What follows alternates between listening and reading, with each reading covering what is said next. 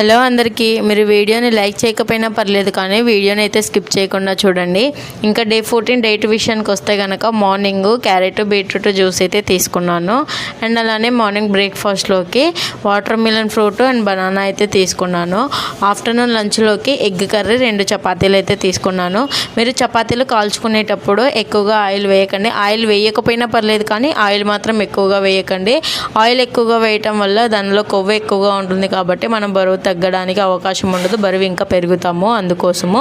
And evening snacks ఏం తీసుకోలేదు, బత్తాయి జ్యూస్ అయితే తీసుకున్నాను.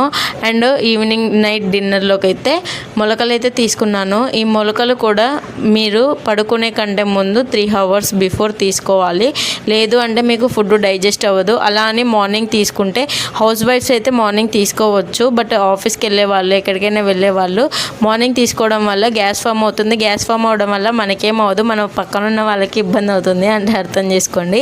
ఇంకా వీడియో నచ్చితేనే లైక్ చేయండి, ఛానల్ని సబ్స్క్రైబ్ చేసుకొని సపోర్ట్ చేయండి.